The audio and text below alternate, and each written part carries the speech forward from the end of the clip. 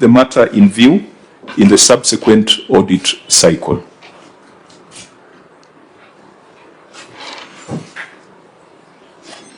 Now, Governor, I've looked at some of the letters that you have attached under Annex 1. What is the minimum pay in Tharaka Nithi?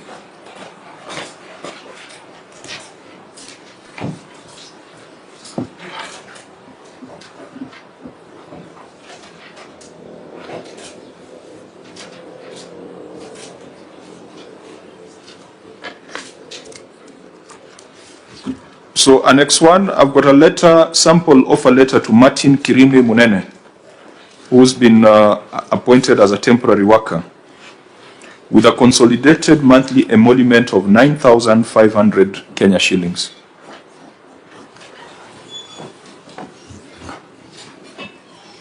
When I look at the national government circular, which cascades to counties, the minimum pay ought to be 16,113. Could you tell us why there is this such big variance between what you're offering and what the guidelines ought to be to ensure that there is dignity in handling of employees at all levels? Chair, let the CC Finance answer that. Please proceed. Thank you, Chair. At the time we were transitioning the staff, we were advised by the Public Service Board that there is a special category, which we were given the figures from the Public Service Board. So we depended on that advisory from the Public Service Board. What is the minimum threshold for that special category, if indeed it exists? We based it on the figures that were given by the Public Service Board. Probably we can inquire from them the basis of these figures. I'm sure that advice was done in writing. I want to believe so, yes. We can obtain that. Yeah, because if you pay someone 9,500, and then the next paragraph, they'll contribute to NSSF, the next paragraph, they'll contribute to payee, housing levy, SHIF, etc. This is what people are calling indignity in the payslip. You are perpetuating payslip indignity by offering someone employment at 9,500, an amount that is no longer even used to pay domestic workers or security officers. What kind of jobs are these guys doing? For example, Martin Kirimwe Munene. What job does he do at the county to be paid 9,500? That's roughly 300 shillings a day.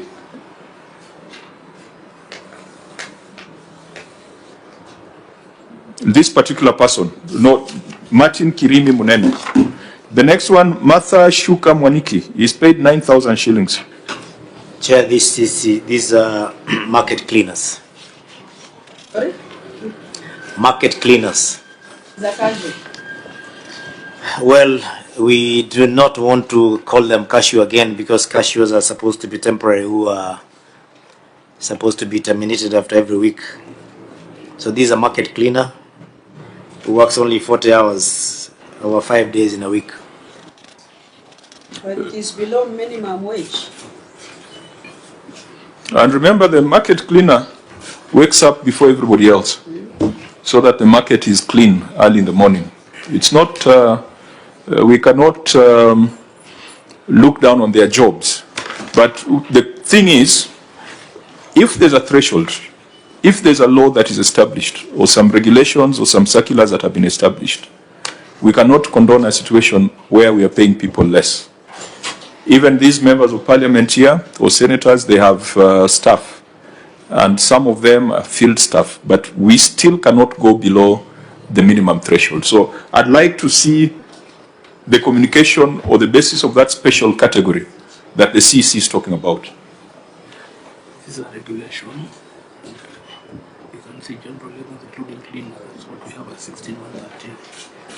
Yeah, and for your information, I'm looking at the schedule here on some regulations. Wages, Regulation of Wages, General Amendment Order 2024. Persons in the occupation of general laborer, including cleaner, sweeper, gardener, children's ayah, house servant, day watchman, and messenger, the monthly contract per month is 16,113.75 cents. The daily rate is 775 shillings and 39 cents. And the hourly rate is 144 shillings. So, it goes on and on. CEC, you are telling me about a special category, and be very careful now. Where did that emanate from, if it is outside these regulations? Chair, allow me to talk to the Public Service Board to give us details. But you have alluded to advice of a special category, so yes, I believe that you have got some background. And it's only we don't have those documents here. We didn't put them as annexes. Is the county attorney part of this delegation? Not Chair. Or anyone from HR? No, we do not have anyone from HR. We expect full compliance with the regulations on minimum wages. And I know the next thing you'll say is that then your wage bill is going to go up. You'd rather have fewer people but paid well in a dignified manner.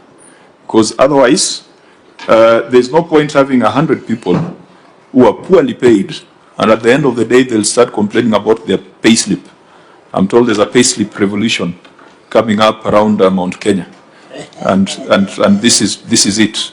Because you're paying someone, you pay someone below the minimum rate.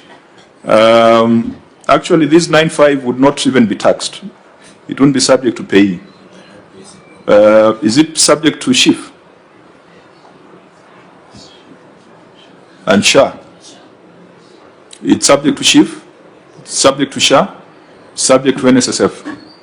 The only exception is payee. Yeah, so Governor, this is not acceptable. If you want to pay them 9,000, let them be casuals.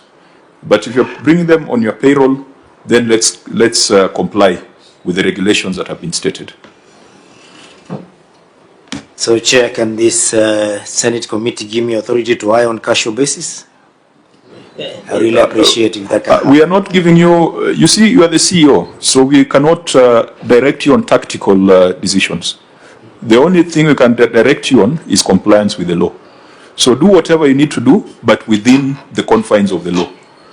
OAG, please subject the CEC's submission to scrutiny as you're doing your NDR audit. And if these persons are paid below what is lawful, please report it, bring it to the attention of the Senate so that we can take action on it. Thanks, Chair. That is noted. Honorable members, do we move to the next issue? The next issue